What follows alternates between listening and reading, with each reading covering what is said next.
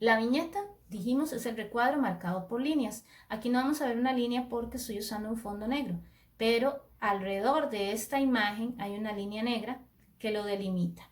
Entonces vemos al personaje en su ambiente, su postura corporal relajada y vemos también los elementos verbales, aquí el encabezado del capítulo, lo que se llama aquí una intervención del narrador, lo sabemos porque está en un cuadro, un recuadro, ¿verdad? En forma rectangular. Y aquí un diálogo de alguien que está fuera de la imagen, por eso está la línea o el gancho del diálogo está hacia afuera, porque nos está marcando que es externo el personaje. El encuadre. El encuadre es la parte que se selecciona de la viñeta y que resalta un objeto o una imagen. Si ustedes ven aquí tenemos tres imágenes. Tenemos el personaje que va caminando en medio de un bosque, ¿ok? Y en el encuadre siguiente, que está marcado por las líneas oscuras y las estrellas, eso es un encuadre, tenemos al personaje detenido. Como pueden observar, la postura está como tomando aire, ¿verdad? O se detuvo un momento a pensar. Y aquí está el personaje con una expresión corporal, ¿verdad? Como cuando nos detenemos a reflexionar o a pensar en algo que hemos olvidado o algo que nos angustia. Y si ustedes ven en la parte inferior, en la tercera imagen, tenemos en la tercera, ¿verdad? Aquí la marca número 3, tenemos al personaje, pero se resalta una parte del personaje, que son sus ojos. Planos. Ok, tenemos el plano, ¿verdad? Efecto visual que se presenta al dar un mayor o menor volumen a un personaje o a un elemento para resaltarlo. Entonces aquí ustedes ven un plano general, el número 1, donde está el personaje en el ambiente, en el bosque.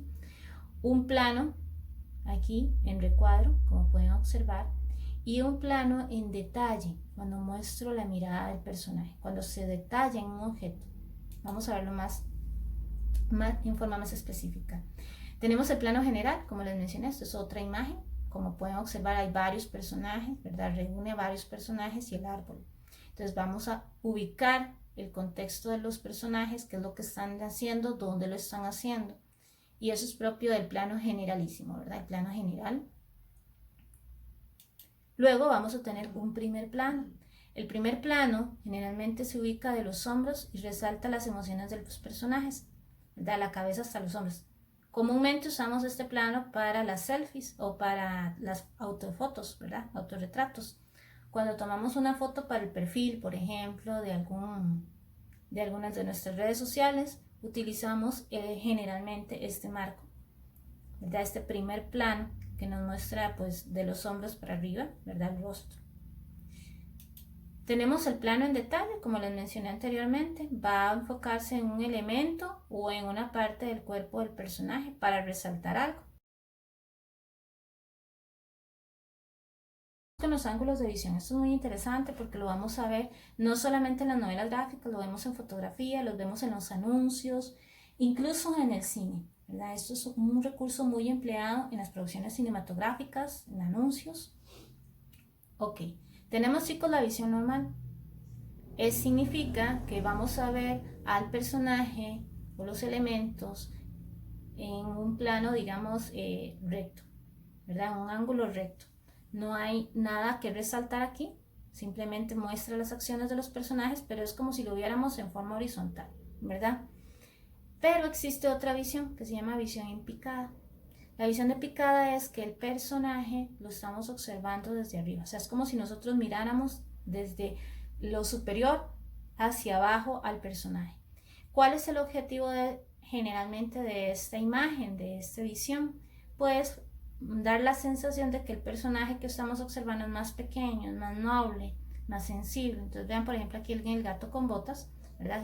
Cuando el gato con botas quería causar lástima, ¿verdad? Manipular a través del sentimiento, ¿verdad? De inocencia, de nobleza, pues entonces la imagen del gato se representaba así, en un ángulo de picada, ¿verdad? Pareciera que el gatito estaba muy por debajo de nosotros y entonces nos da esa sensación ¿verdad? Qué ternura, qué sensible, qué inocente. Por el contrario, vemos aquí en el cuadro 3 a un personaje conocido, ¿verdad? Spider-Man. Y la visión es al contrario, es visión contrapicada. Es como si nosotros estuviéramos abajo, en el suelo, y el personaje estuviera arriba, ¿verdad? Entonces, ¿qué va a dar esta sensación de superioridad? Lo vemos mucho, este recurso lo vemos muy empleado en el viñetado, ¿verdad? O en los pósters de superhéroes, por ejemplo. Entonces se ve el personaje por encima, ¿de acuerdo? La grandilocuencia, grandeza, es decir, o superioridad. También lo vamos a ver en fotografías de lugares, de infraestructura, grandes catedrales, castillos, donde se coloca la cámara en una parte inferior para mostrar la superioridad del elemento, ¿verdad? De la infraestructura. Son ángulos de visión. Entonces, ya si quieren resaltar algo en su fotografía, pues ya saben cómo hacerlo. Pueden utilizar visión de picada si quieren mostrarse nobles, o pueden buscar una visión de contrapicada también. Dependiendo del objetivo, así vamos a colocar nuestra imagen.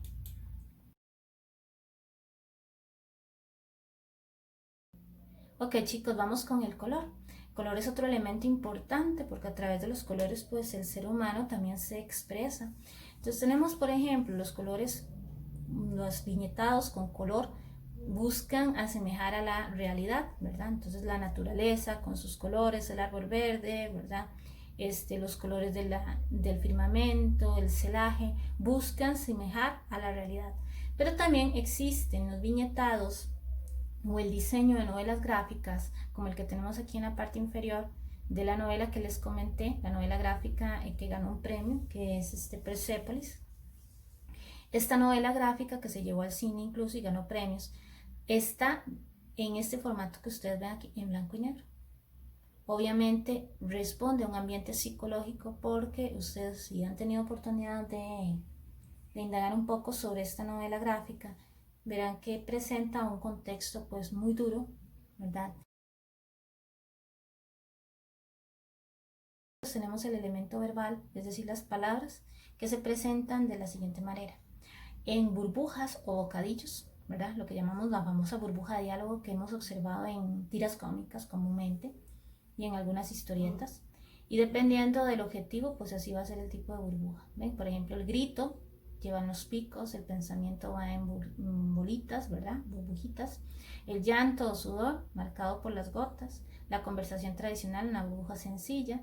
Cuando son varios personajes que hablan como si fuese un coro, ¿verdad? Entonces tenemos una sola burbuja con lo que van a decir todos en coro y las distintas flechas indicando que son varios personajes que participan, o el susurro, ¿verdad? Unas líneas discontinuas. Esta es una presentación del elemento verbal. ¿Cuál es otra presentación del elemento verbal? El del narrador. Como les dije, son pocas intervenciones porque la mayoría son diálogos, pero a veces el narrador va a participar y lo sabemos porque su cartela, así se le llama, cartela, es rectangular. Y finalmente tenemos el último recurso verbal, que son las onomatopéyicas. Son palabras que expresan sonidos. Lo usamos mucho en las canciones de niños, ¿verdad? Cuando dicen el tren hacía chup chup, ¿verdad? La gallina hace clo clo. Ese tipo de palabras que expresan, ¿verdad? A través de su escritura el sonido que emiten son palabras onomatopéyicas. Y las usamos también como un recurso en los textos o en las novelas gráficas. Bien, muchachos, esto sería todo.